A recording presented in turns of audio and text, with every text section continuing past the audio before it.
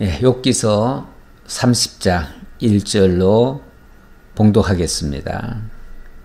그러나 이제는 나보다 젊은 자들이 나를 비웃는구나.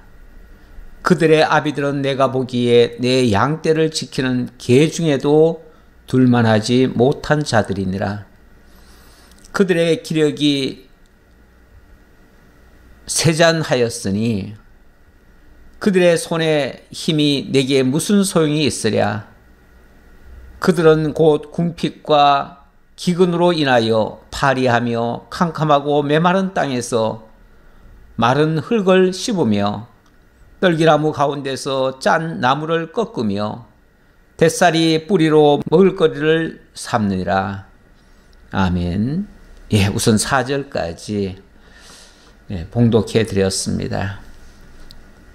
그러나 이제는 나보다 젊은 자들이 나를 비웃는구나. 그러나 하는 말씀은 앞에 29장부터의 말씀이 이어진다라고 볼 수 있죠. 욥이 마지막으로 자기가 가지고 있는 모든 신관, 역사관, 그리고 인생관, 역사관, 섭리관, 이런 내용들을 차례대로 언급하면서 자기가 가지고 있는 모든 지식을 다 쏟아서 하나님을 증거하고 자신을 증거하는 그러한 내용이 되겠습니다. 자, 지난주에 말씀과 이어진다고 말씀드렸으니까 그러나 하는 말은 이어진다는 말씀 아닙니까? 지난 주간에 지나온 날의 역사를 다시 한번 돌이키면서 그때에 욥이 엄청난 많은 선행을 행했고 많이 베풀면서 살았음에도 불구하고 악한 자들은 욥을 비난하고 조롱하고 이렇게 했었다. 그런 말씀을 하였죠. 하였습니다. 근데 이 30장에 들어와서 보니까 그러나 이제는 나보다 젊은 자들이 나를 비웃는구나. 자, 그게 이제 점점 도가 지나쳐서 어디까지 왔냐 하면 나보다 젊은 자들이 나를 비웃는구나. 나보다 젊은 자들. 지난번에 친구들이라고 하면 어쩌면은 친구들은 비슷한 연령대라고도 볼 수 있죠. 물론 그 나이 많은 엘리바스도 있지만 엘리바스 말고는 아마 욥보다 연장자 같지는 않습니다. 쭉 이야기를 들어보니까 연장자 같지는 않은데 그래도 비슷한 또래라고 볼 수 있는데 그들이 욥을 우습게 하니까 그 이하의 사람들도 욥을 조롱하는구나 그 말이죠. 비웃는구나. 이제는 나보다 젊은 자들이 나를 비웃는구나. 이 말은 그들보다도 더 어린 자들, 그들조차도 나를 조롱하는구나. 사람이 누군가에게 멸시를 받기 시작하면요, 애들까지도 우습게 봐요. 애들까지도. 애들이 뭘 알아서 비난하겠습니까? 애들은 사실 잘 모르거든요. 잘 모르는데 어른들이 하는 얘기를 듣다 보니까 아주 나쁜 놈 같아요. 그러니까 그 어른들이 하는 소리 듣고는 그냥 같이 비난하는 거예요. 같이. 그런 경우가 있죠. 옛날에 시골에 지게 누가 어디 간다고 하면 지게 지고 똥 퍼다가 나르던 사람이 어디 가냐고 그래서 시장 간다고 그러니까 나도 간다고 그러면서 그냥 똥지게지고 같이 따라오더라는 말이 있어요. 아무것도 모르면서 남이 한다니까 그냥 같이 따라하는 것. 남이 욕하면은 같이 욕하고, 남이 잘한다고 하면은 같이 막 또 칭찬하고, 그냥 휩쓸려 다니는 거죠. 자기 소신도 없이, 자기 생각도 없이, 남이 하면 같이 덩달아 하는 일종의 그런 걸 군중심리라고 그러나요? 예. 그래서 가끔씩 보면은 정치인들은 그런 걸 또 이용하기도 해요. 원래 그 사회적 현상에서도 보면 몇 사람이, 예를 들어서 그 뭐 쓰레기 버리는 곳 있잖아요. 평상시 깨끗한 상태에서는요, 아무도 거기에 쓰레기 버릴 생각을 안 합니다. 그런데 누군가 시험적으로 거기다 쓰레기를 버립니다. 버리면은 그 다음에 딴 사람이 또 버리게 됩니다. 그래서 두 사람, 세 사람이 쓰레기를 버리고 나면요, 그 다음부터는 너도 나도 누구든지 아무나 다 쓰레기 버립니다. 그래서 쓰레기장이 돼버려요. 그러니까 애시당초 거기다가 쓰레기를 못 버리게 엄중 경고를 한다든지, 예를 들면 이곳에 쓰레기 버리는 자는 지금 CCTV가 다 보고 있으니까 엄청난 벌금을 내야 될 것입니다. 이런 식으로 만약에 경고문이 하나 붙었다고 합시다. 그럼 거기 아무도 안 버립니다. 아무도 안 버리면 그곳은 항상 깨끗합니다. 그런데 만약에 그런 것이 없으면요, 누군가 그냥 구석 짓는 곳 같으면 그냥 버려요. 버리면 그 다음 사람 틀림없이 또 버립니다. 그러면 완전히 거기가 쓰레기장이 되는 거예요. 며칠만 지나면 쓰레기장이 됩니다. 예. 지금 욥에 대해서 몇몇 이런 친구들이 비난을 하니까 아무것도 모르는 철부지한 사람들까지도 그냥 같이 욥을 조롱하고 있다 그 말이에요. 그러나 이제는 나보다 젊은 자들이 나를 비웃는구나. 전에는 동료급이나 되는 사람들이 비난을 했어요. 그거는 또 뭐 그럴듯하다고 생각해요. 그런데 그들이 비난하는 걸 보고 이제는 어린 것들까지도, 그의 자녀들까지도 같이 비방하더라 그 말이에요. 같이 비방하더라.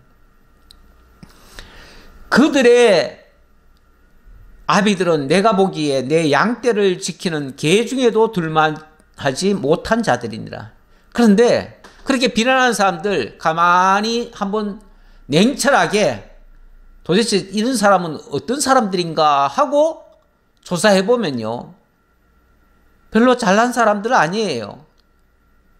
어쩌면 욥에 비하면은 욥의 집에 와서 그저 잔심부림이나 하고 또 동물이나 돌봐줄 만한 그런 정도의 사람에 불과해요. 그런 사람의 자녀에 불과해요. 쉽게 말하면 아무것도 아닌 것들이 그러더라 그 말이죠. 예, 누가 뭐 좀 잘못했다고 욕을 하면 그 사람은 그래도 뭐 욕을 할 때 뭔가 그럴 만한 근거가 있어가지고 욕을 했겠죠. 그런데 제3자들은 아무것도 모르면서, 그의 사정 아무것도 모르면서 덩달아서 그냥 같이 욕을 해대요. 지금 그런 케이스와 비슷하다 그 말이죠. 어쩌면 그 애비들도 우리 집에 와서 양떼를 지키는 개에 불과할 정도의 그 정도의 사람들인데 그 자식들이 함께 비난을 하고 있더라 그 말이죠. 누구를요?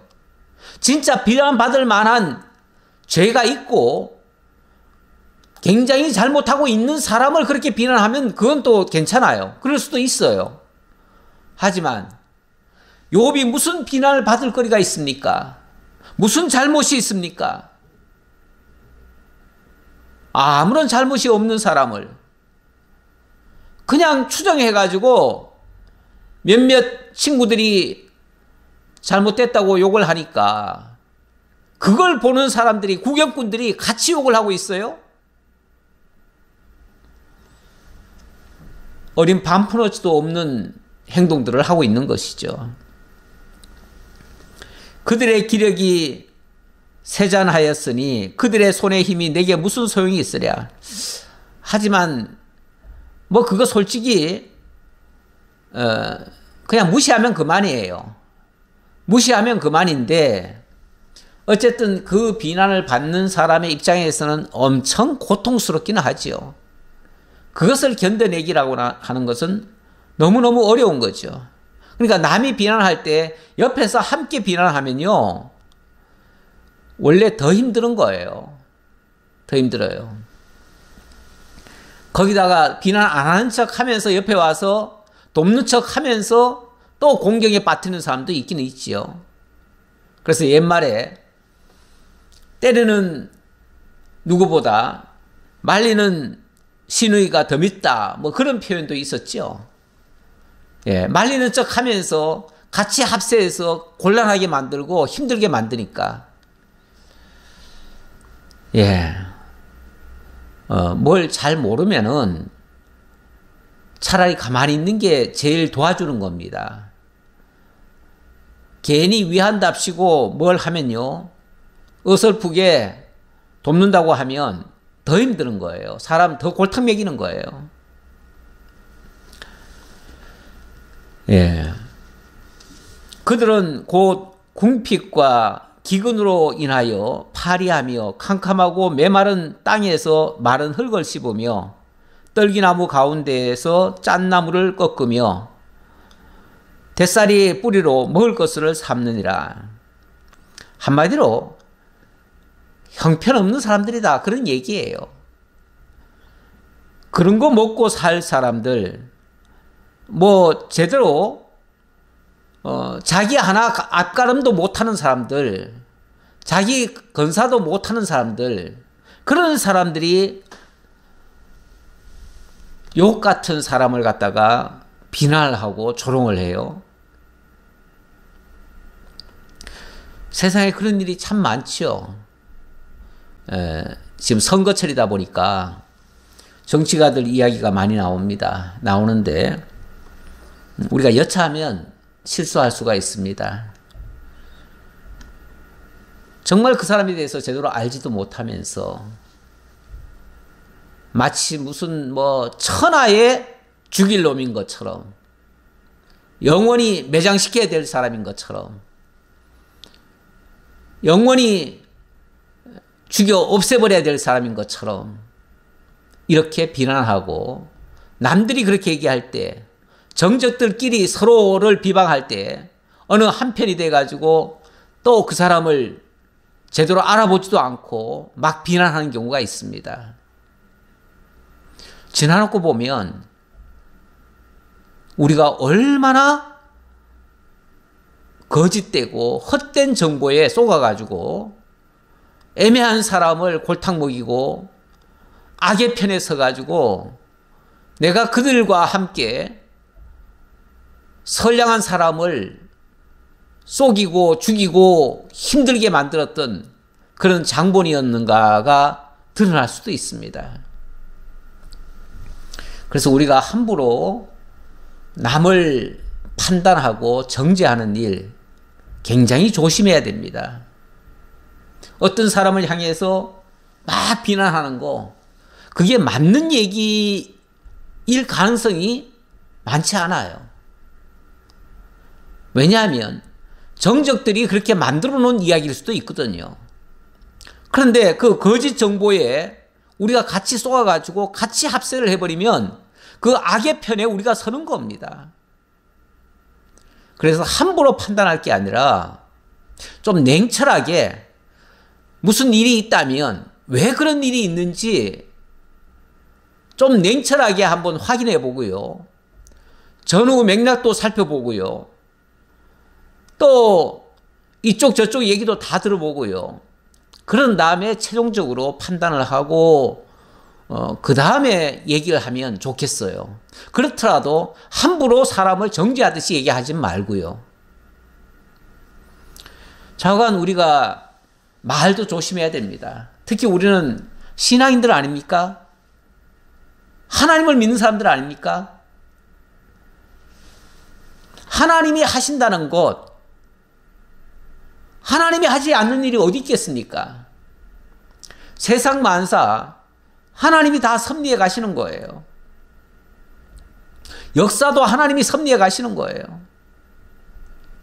정치인들의 마음까지도 하나님이 주장하셔요.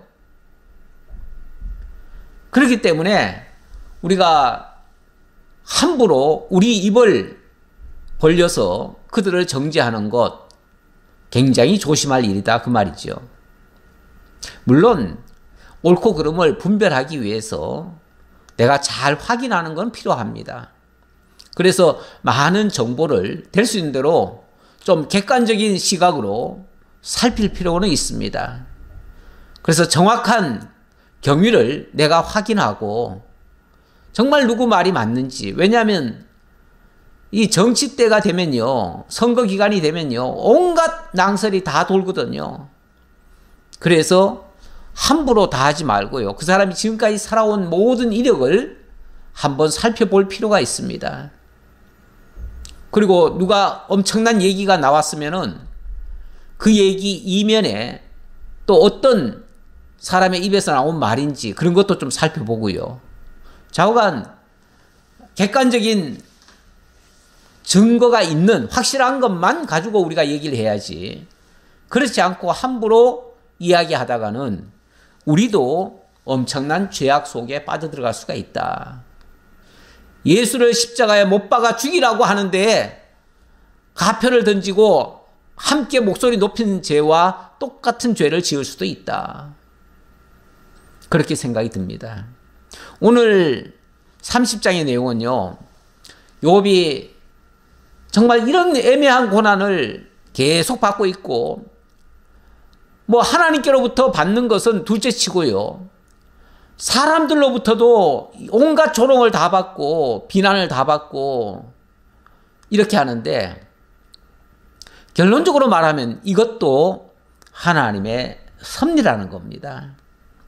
하나님의 섭리 가운데는 이러한 고난의 역사가 있습니다.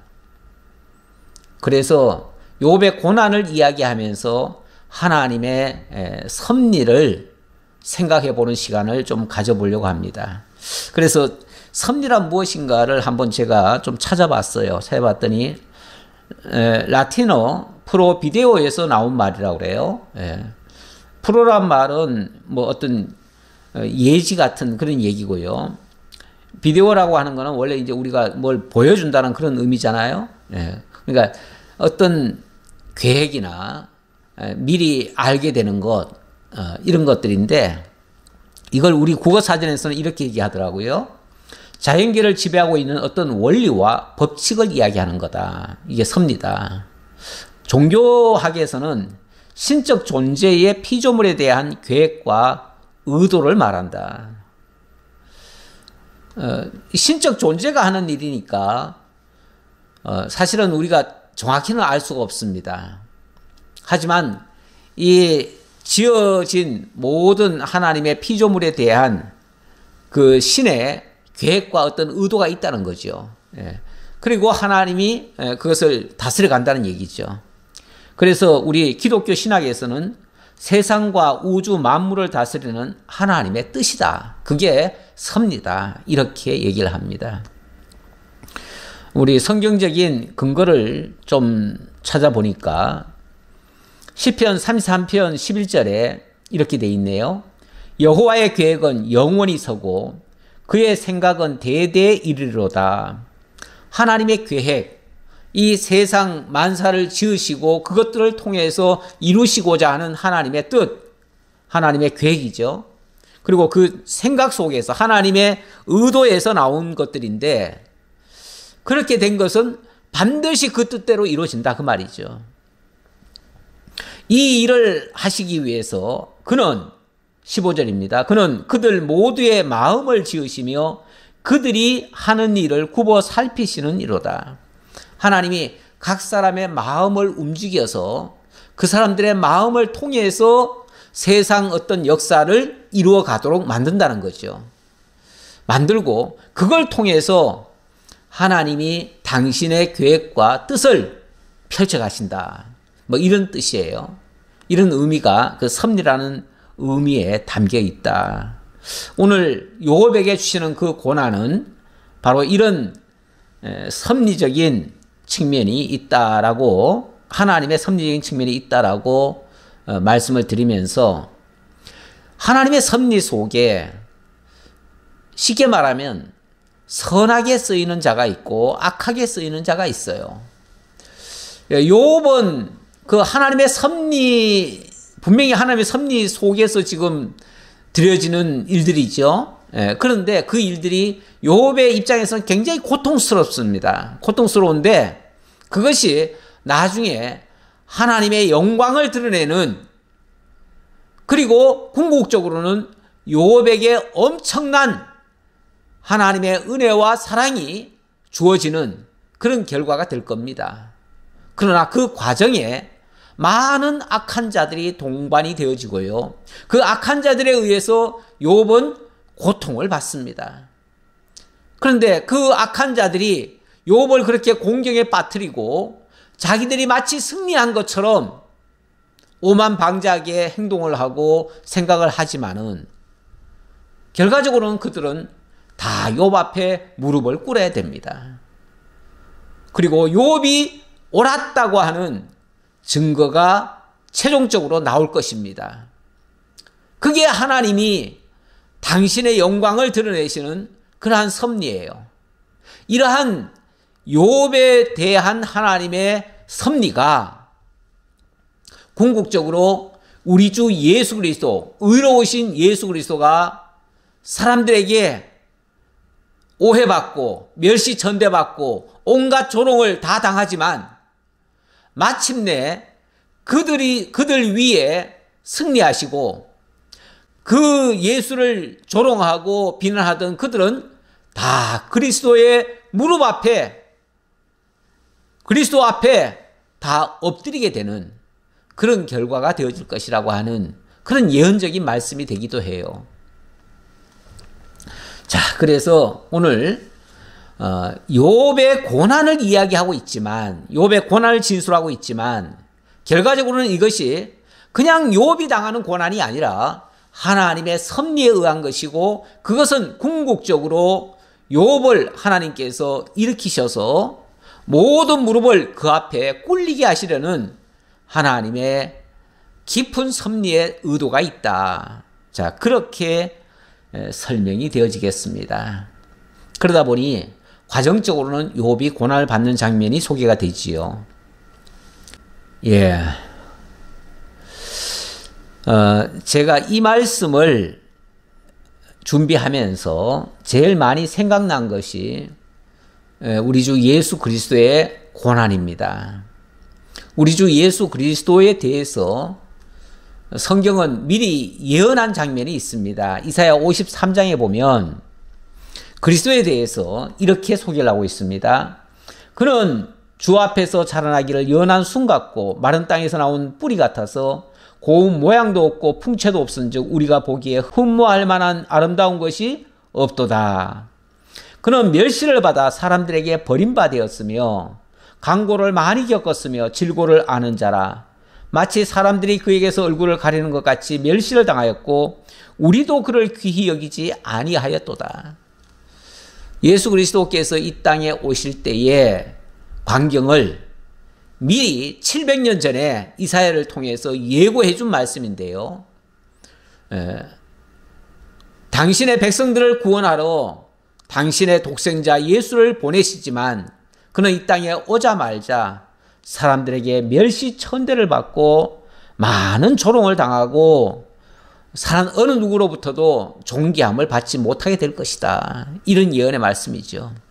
그런 예언의 말씀처럼 오늘 욥의 표현 맞다나 정말로 아무것도 아닌 것들이 내 양떼를 지키는 개 중에도 둘만하지 못한 자들이 감히 욥을 조롱하고 비난하더라. 그 말이죠.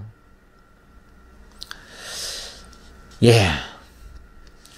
그런데 5절에 보니까 5절부터는 조금 장면이 바뀌죠. 예, 어떻게 바뀝니까? 예. 무리가 그들에게 소리를 지르므로 도둑같이 사람들 가운데서 쫓겨나서 침침한 골짜기와 흙구덩이와 바위 굴에서 살며 떨기나무 가운데서 부르짖으며 가시나무 아래에 모여 있느니라. 그들은 본래 미련한 자의 자식이요 이름 없는 자들의 자식으로서 고토에서 쫓겨난 자들이라. 고토에서 쫓겨난 자들.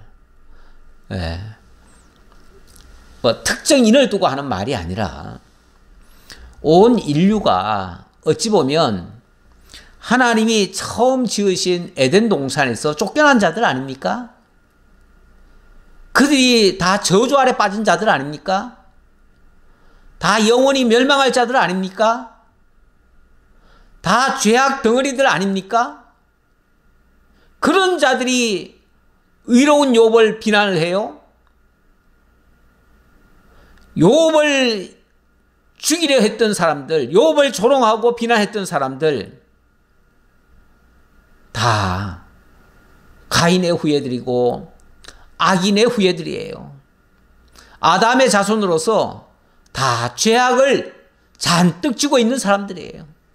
그런 사람들이 의로운 욥을 비난을 하고 조롱을 했습니다.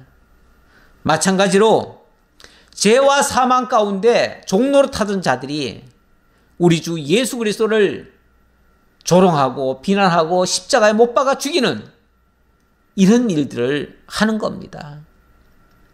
그들이 나중에 바로 그 예수가, 자기네들이 조롱했던 그 예수가 의로우신 하나님의 아들이고 그리스도라는 사실을 알면 얼마나 부끄러울까요?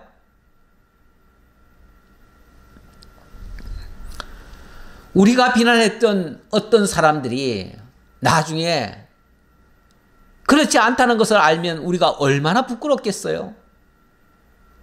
그래서 우리가 함부로 남을 정죄하고 비난해서는 안 되는 겁니다.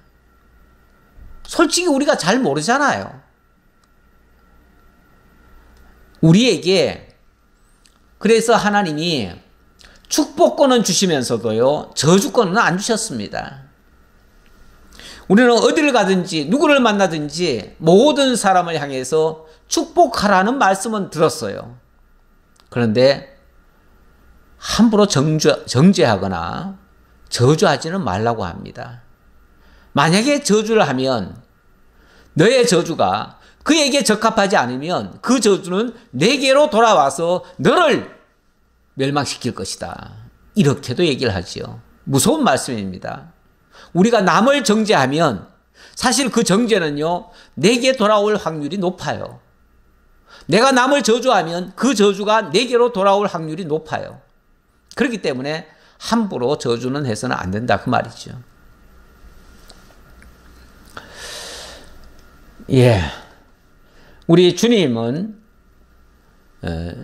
사실은 그런 죄인들까지도 위해서 당신이 죽어주러 오셨어요. 희생해주러 오셨어요. 히브리서 10장 12절에 보니까 오직 그리스도는 죄를 위하여 한 영원한 제사를 드리시고 하나님 우편에 앉으사 그 후에 원수들을 자기 발등상이 되게 하실 때까지 기다리시나니, 우리 주님은 그 원수들까지도 다 무릎 꿇게 하시려고 그들을 위해서도 죽어주시고 그들이 나중에 그 부끄러움을 알고 정말 하나님 앞에 회개하도록 만드신다는 거예요. 예. 그래서 우리가 함부로 정죄하는 일은 매우 옳지 않은 일이다. 그렇게 말씀드릴 수 있고요. 그럼에도 불구하고 욥은 계속해서 친구들로부터도 침뱉음과 놀림거리가 되는 장면이 소개되고 있습니다. 예. 아까는 그들의 자녀들까지도 나를 비웃었다 그랬는데, 그들이 욥을 비난하는 것은 그들이 욥을 진짜 알아서 비난한 게 아닙니다. 이 친구들이 조롱하고 놀리니까, 그리고 침을 뱉으니까 덩달아서 했던 거예요. 아무것도 모르는 자들은 남이 뭐 하는 거 보고 그냥 같이 따라 한 거예요. 따라 했으니까 그러면 죄가 없을까요? 아, 내가 먼저 시작 안 했는데요. 먼저 시작 안 했어도 같이 합세했으면 같은 죄인 되는 거예요. 이제는 그들이 나를 노래로 조롱하며 내가 그들의 놀림거리가 되었으며, 이게 조롱이 심화되면요, 나중에는 노래까지 지어가지고 아주 놀리는 경우도 있어요. 조롱하는 경우도 있어요. 그들이 나를 미워하여 멀리하고 서슴지 않고 내 얼굴에 침을 뱉는도다. 침을 뱉는 자도 있대요. 침을 뱉는다고 하는 것은 아주 모욕적으로 정말 저주받을 사람이라고 생각해서 침을 뱉는 거죠. 이는 하나님이 내 할 시위를 늘어지게 하시고 나를 공고하게 하심으로 무리가 내 앞에서 굴레를 벗었음이니라. 결국 하나님의 섭리 가운데서 그렇게 됐다, 그 얘기예요. 이게 뭐 저들만의 생각으로 했겠어요?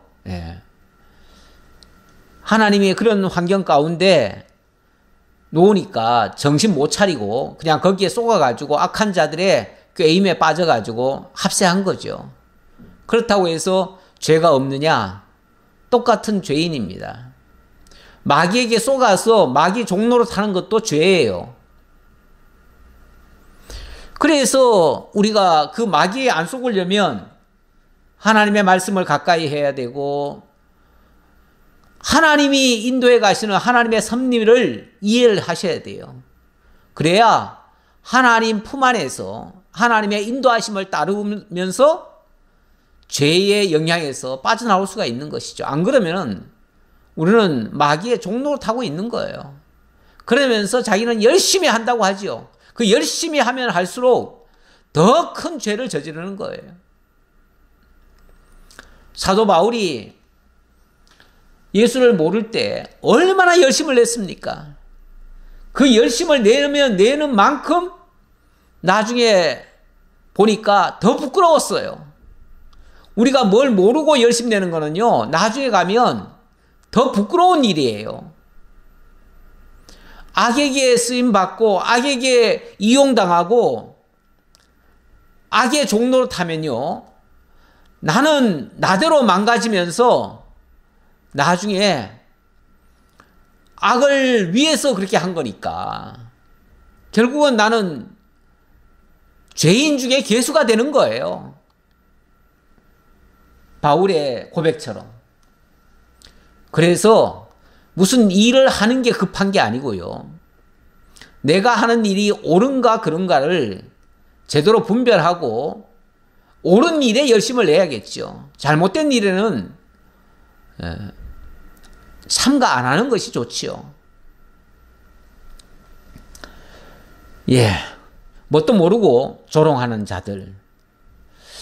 시편 22편에 보니까 이것이 메시아 예언시이기도 한데요, 메시아 그리스도께서 장차 어떤 고난을 받으실 것인가에 대한 예언의 말씀이 22장 전체에 잘 적혀 있습니다. 그래서 22장, 시편 22편 그 내용을 보면 정말 어쩌면 예수님 장차 되어질 모습을 그대로 다 설명하고 있는지 감탄할 정도예요. 감탄할 정도인데 그 중에 한 부분을 가져왔습니다. 거기 보면 22편 6절에 보니까 나는 벌레요 사람이 아니라 사람의 비방거리요 백성의 조롱거리니이다. 나를 보는 자가 다 나를 비웃으며 입술을 비죽거리고 머리를 흔들며 말하되 그가 여호와께 의탁하니 구원하실걸? 그를 기뻐하시니 그를 건지실걸 하나이다. 얼마나 조롱하는 말입니까?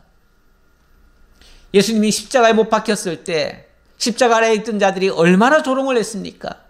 이런 얘기 똑같이 그 현장에서도 이런 말들이 나왔어요.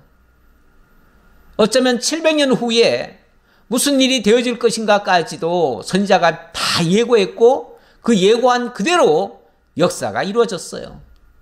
그래서 그렇게 비난을 받고 조롱을 받았던 그 예수는 악한 자가 아니라 정말로 하나님의 메시아로서 의인이면서 억울하게 누명을 쓰고 조롱을 받았다고 하는 증명이 되는 거예요. 이 사실을 우리가 제대로 깨달으면 악의 편에 안 설 수가 있을 텐데, 그걸 못 깨달으면 우리도 나도 모르게 악의 편에 설 수가 있습니다. 그들이 내 오른쪽에서 일어나 내 발에 덫을 놓으며 나를 대적하여 길을 에워싸 하며 그들이 내 길을 헐고 내 재앙을 재촉하는데도 도울 자가 없구나. 그 악인들이 악한 마음으로 결심을 하고 덤벼드는데 뭐 어떻게 의인들이 그걸 피할 방법은 없습니다. 당해야죠. 당할 수밖에 없어요. 힘이 모자라서 당하는 건 아닙니다. 그리스도께서 그런 말씀하시죠. 예수께서 제자들 보고 그 악한 자들이 정말 벌떼같이 몰려와가지고 예수를 죽이려고 할 때 내가 지금 하나님께 기도하면 12영 되는 12군단 되는 천사들을 하나님이 보내가지고 나를 구원하지 못할 줄 아느냐? 하지만 내가 그렇게 하지 않는다. 이렇게 말씀하시죠. 하나님 능력이 모자라서가 아니라 그렇게 하면 하나님의 뜻이 안 이루어져요. 다시 말하면 하나님의 계획하시고 미리 내다보시면서 예고하신 그 말씀이 안 이루어진다 그 말이에요. 하나님의 섭리가 제대로 작동이 되려면 예수님이 당해야 돼요. 욥도 당해야 돼요. 14절입니다. 그들은 성을 파괴하고 그 파괴한 가운데로 몰려드는 것 같이 내게로 달려드니 순식간에 공포가 나를 에워싸고 그들이 내 품위를 바람같이 날려버리니 나의 구원은 구름같이 지나가 버렸구나. 욥이 일생토록 쌓아 올린 그 믿음의 덕, 그 믿음의 성을 쌓아왔잖아요. 지금까지 쌓아온 것이 어찌 보면 그들에 의해서 하루아침에 다 물거품처럼 사라졌어요. 그런데 그거 역시 하나님이 하신 일이다. 그런 얘기예요. 안타깝지만 그것도 하나님의 뜻이었다. 그렇게 말씀드릴 수 있고요. 16절입니다. 자, 이렇게 정말 참 아무것도 모르는 자들에 의해서 비난과 조롱을 받고 친구들로부터도 완전히 매장을 당하는데 얼마나 고통스럽겠습니까? 그래서 고통스럽다고 하나님께 울부짖는데 하나님도 응답하지 않으셔요. 참 이게 미칠 일이죠. 16절. 이제는 내 생명이 내 속에서 녹으니 환난 날이 나를 사로잡음이나 밤이 되면 내 뼈가 쑤시니 나의 아픔이 쉬지 아니하는구나. 욥은 여전히 어려운 현실 속에서 지금 헤매고 있습니다. 그가 큰 능력으로 나의 옷을 떨쳐버리시며 나의 옷깃처럼 나를 휘어잡으시는구나. 하나님 도와달라고, 하나님 이 위기를 모면케 해달라고 하나님께 막 부르짖잖아요. 그리고 하나님 마치 손을 붙잡듯이 하잖아요. 그러면 하나님이 그래 내 아들아 내가 너를 지켜줄게 이렇게 말씀하시면 얼마나 좋겠어요. 그렇게 말씀하시는 게 아니라 하나님을 붙잡고 있는 그 손을 하나님이 떨구어 버리시는 거예요. 그냥 밀어버리시듯이 하는 거예요. 마치 하나님이 막 울부짖으면서 그러는데 외면하시듯이 이러고 계시는 거예요. 그게 욥이 느끼는 감정이죠. 얼마나 안타깝겠어요. 하나님이 나를 진흙 가운데 던지셨고 나를 티끌과 제각게 하셨구나. 이게 하나님이 던져버리시는 모습이에요. 내가 주께 부르짖으나 주께서 대답하지 아니하시오며 내가 섰사오나 주께서 나를 돌아보지 아니하시나이다. 주께서 돌이켜 내게 잔혹하게 하시고 힘있는 손으로 나를 대적하시나이다. 마치 하나님이 나를 원수처럼 여기시고 외면하듯이 완전히 눈을 감으시든지 악인들이 그렇게 나를 골탕 먹이고 죽이려 하는데 하나님이 내 편이 안 되어주시더라 그 말이죠. 그렇죠. 이걸 어떻게 해석할 겁니까? 이걸 인간적인 차원에서 이해할 수 있겠습니까? 저는 이런 장면은요, 그리스도와 연결하지 않으면 도무지 해석이 안 된다고 봅니다.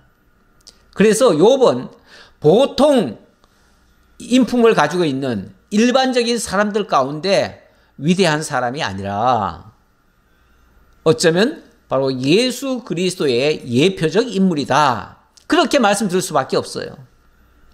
그래서 욥의 이런 고백들은요, 예수님의 고백 속에서 잘 나옵니다. 그래서 욥을 예표적 인물이라 이렇게 얘기를 하는 거예요. 예수님의 어떤 이야기에 그런 게 나올까요? 마가복음 15장 32절 이하에서 한번 찾아보겠습니다. 거기 보니까 이스라엘의 왕 그리스도가 지금 십자가에서 내려와 우리를 보고 믿게 할지어다 하며 함께 십자가에 못 박힌 자들도 예수를 욕하더라. 이거는 예수님과 함께 십자가에 못 박혔던 강도들이 예수를 욕을 하고 있어요. 아니, 강도들이 예수를 욕할 자격이 됩니까? 자격이 안 되죠. 아까 욥의 집에서 양들을 키우는 개만도 못한 자들이다, 이런 식으로 좀 표현을 했는데, 욥도 그런 표현이 조금 가격해 보이기는 한데 사실이 그렇다 그 말이에요. 그런데 지금 보니까 강도들이 지금 예수를 비난하고 있잖아요. 예수를 조롱하고 있잖아요. 그런데 우리 하나님이 판가름을 해주시죠. 그때 제6시가 되매 온 땅이 어둠에 임하여 제9시까지 계속하더니 한 3시간 동안 해가 빛을 잃었어요. 가장 밝은 대낮인데, 한낮에 햇빛이 빛을 잃어버렸어요. 그러더니 제9시에 예수께서 크게 소리 지르시되 엘리 엘리 라마 사박다니 이렇게 외치셨어요. 이 말이 무슨 뜻입니까? 이를 번역하면 나의 하나님 어찌하여 나를 버리셨나이까 하는 뜻이라. 보세요. 예수님이 하나님께서 당신을 버리셨다고 얘기하잖아요. 그래요. 이거는 예수님께서 버림당하는 장면이에요. 아까 욥이 하나님 앞에 그렇게 호소했는데 하나님이 외면하시더라, 그 얘기했죠. 바로 그 얘기예요. 버림받아요. 그런데 그 버림받는 것이 아까 이사야 53장에서 보니까 그렇게 버림받는 것이 그의 죄 때문으로 생각을 했는데 사람들이 알고 보니까 바로 내 죄 때문에 당신이 버림받는 거였더라, 그 말이에요. 나를 대신하여 우리의 죄인된 우리를 위하여 당신은 죄인이 아니면서도 우리를 대신하여 버림받으시는 장면이더라, 그 말이에요. 죄에 대해서는 버림받아야죠. 그래서 예수는 죄에 대하여 죽으시고 의에 대하여 다시 살기 위해서 버림받으시는 장면이었습니다. 바로 욥도 그런 의미에서 그 정말 강도 같은 그런 자들을 대신해서 그 개 같은 자들, 그 양의 떼를 키우는 그 개 같은 자들, 그들도 예수를 조롱했다고 그러잖아요. 강도 같은 자들도 예수를 조롱했고요. 그때 예수님이 버림받은 것 같았지만 결국 그들을 구원하시기 위해서 그렇게 하신 것이다, 그런 뜻이에요. 내가 아나이다. 주께서 나를 죽게 하사 모든 생물을 위하여 정한 집으로 돌려보내시리이다. 보세요. 내가 아나이다. 욥이 안돼요. 뭘 알아요? 주께서 나를 죽게 하셔서 모든 생물을 위하여 정한 집으로 돌려보내시려고 그런다. 바로 우리를 구원하시기 위해서 당신이 죽어지는 거다, 그 말이죠. 하나님이 독생자 예수 그리스도, 죄 없으신 그분을 죽여가지고 모든 생물들로 자기 집으로 안전하게 정한 집으로 돌려보내려고, 죄에 대해서는 죽고 의에 대해서는 다시 살게 하려고 그러셨다, 그 말이에요. 그러나 사람이 넘어질 때 어찌 손을 펴지 아니하며 재앙을 당할 때 어찌 도움을 부르지 아니하리까. 자, 그러면은 아니 그렇게 좋은 일이면은 할렐루야 찬양해야지. 왜 하나님이여 하나님이여 나를 왜 버리시나이까 엘리 엘리 라마 사박다니 이런 기도는 왜 했느냐 라고 한다면, 아니 사람이 넘어지면은 당연히 손을 뻗쳐서 안 넘어지려고 하는 것이 정상이고, 그리고 재난을 당할 때 너무 고통스럽습니다 하고 호소하는 것이 정상 아니냐 그 말이죠. 그건 자연 발생적인 얘기예요. 육체가 고통을 받으면 자연 발생적으로 도와달라고 요청하는 것은 그거는 그냥 본능이에요. 본능. 그게 무슨 죄를 짓는 겁니까? 그랬다고 그게 죄입니까? 예수님이 엘리 엘리 라마 사박다니 왜 나를 버리셨나이까 했다고 해서 그게 죄입니까? 그거는 그만큼 고통을 당하고 있다는 증표예요. 증표. 자, 그 얘기를 욥도 똑같은 이치로 얘기를 했습니다. 자, 25절입니다. 결과적으로 욥이 자기가 원했던 그 고통에서부터 좀 해방이 되어서 좀 평안을 얻고자 했으나, 그러나 이때까지, 이 고백을 하는 이때까지 그는 자기가 바라는 그 기도한 그거는 얻지 못했습니다. 그 평안은 얻지 못했어요. 욥이 가장 원했던 거는 그냥 차라리 하나님이 회복 안 해주실 거면 차라리 이 목숨을 거두어 달라고 이렇게까지 기도했죠. 그런데 이것도 안 들어주시고 저것도 안 들어주셨어요. 목숨도 안 거두어 가시면서 고난도 제거를 안 해주셨어요. 그때까지, 이때까지. 물론 마지막에 가면 하나님이 다 회복해 주십니다. 그러나 그때까지 엄청난 환난과 고통이 따랐지요. 그러니까 그게 힘들지요. 25절입니다. 고생의 날을 보내는 자를 위하여 내가 울지 아니하였던가? 빈궁한 자를 위하여 내 마음에 근심하지 아니하였던가? 내가 복을 바랐더니 화가 왔고 광명을 기다렸더니 흑암이 왔구나. 내 마음이 들끓어 고요함이 없구나. 환난 날이 내게 임하였구나. 예, 엄청난 고난을 당했다 그 말이에요. 그런데 그 고난 당한다는 모습을 보면서 원수들은 오히려 조롱을 하더라. 예, 제가 마태복음 27장 이하 적어놓은 것은 이런 모습을 보면서 원수들이 더 조롱을 하더라 그 말이죠. 그러니까 예수님이 그 고통을 받으시면서 아픔을 호소하니까 더 조롱을 하잖아요. 엘리 엘리 라마 사박다니 그러니까 어디 엘리야를 부르는데 엘리야가 와서 구원해 주나 보자 이러고 있잖아요. 나는 햇볕에 쬐지 않고도 검어진 피부를 가지고 걸으며 회중 가운데 서서 도움을 부르짖고 있느니라. 나는 이리의 형제요 타조의 벗이로구나. 내가 이렇게 비참해졌다 그 말이죠. 이리의 형제요 타조의 벗이라고 하는 이 의미를 정확히는 모르겠으나 지금 현재 자기의 모습이 마치 이리 같아졌고 타조의 모습이 됐다. 타조 보면은 왜 털이 다 벗겨지고 그냥 그 흉측하잖아요. 솔직히 타조가 그렇게 이쁜 동물이 아닙니다. 날개가 다 벗겨지고 그냥 껑충하니 그런 모습이고요.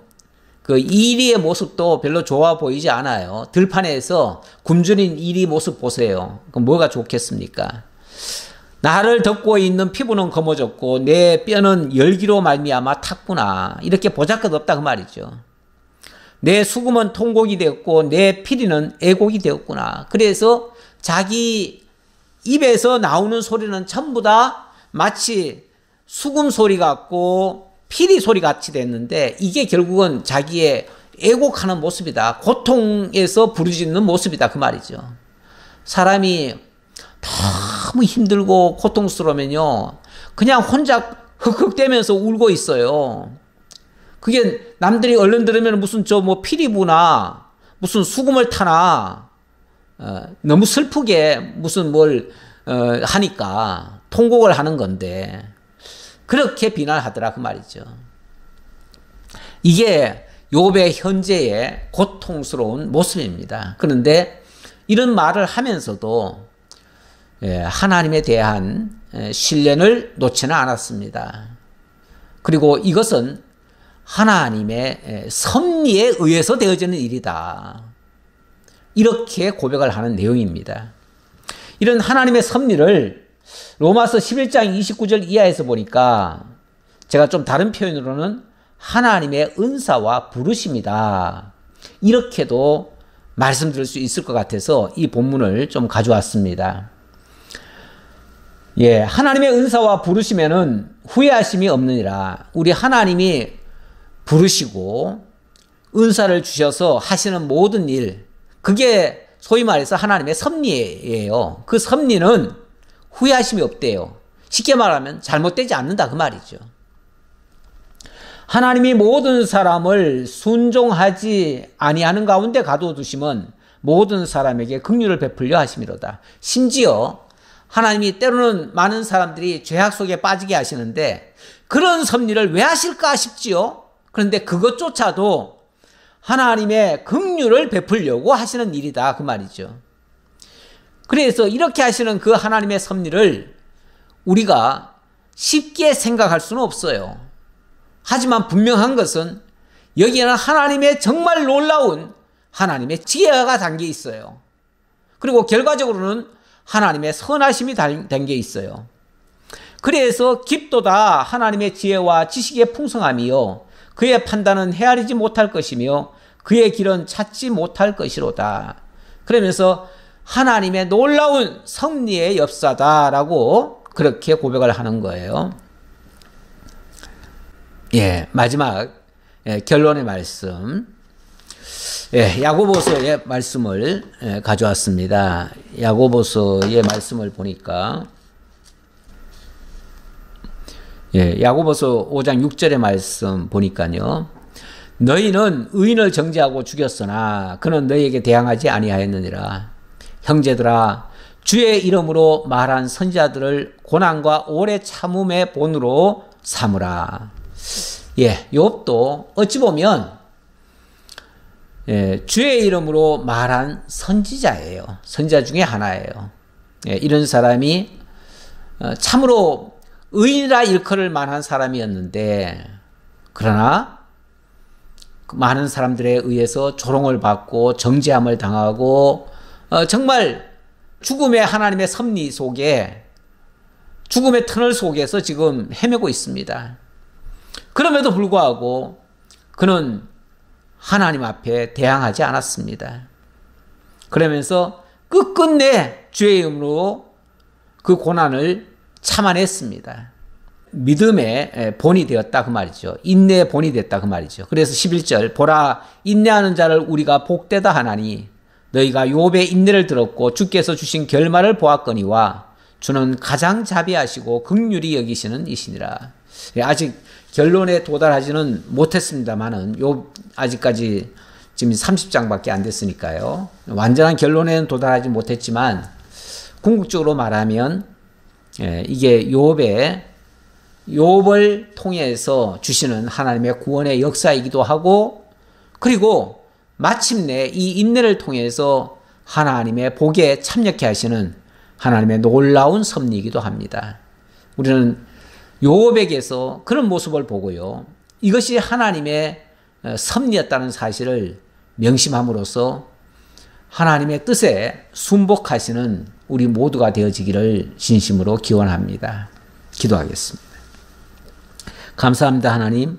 오늘 하나님께서 저희에게 주신 이 은혜를 생각하면서 욥이 당한 고난의 의미를 좀 더 이해하고 우리에게도 당한 여러 가지 고난이 있지만은 우리 하나님께서 우리가 믿음의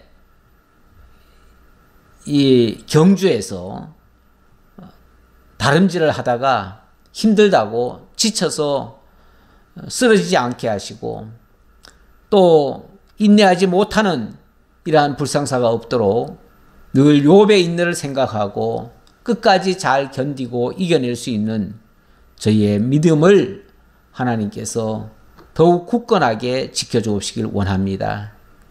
그리하여 하나님의 영광을 드높이고 우리의 삶 속에서 삶으로 하나님을 찬양하는, 삶으로 하나님의 살아계심을 증언하는 저희 모두가 되게 하옵소서. 모든 걸 감사드렸고 예수님 이름으로 기도하옵나이다. 아멘.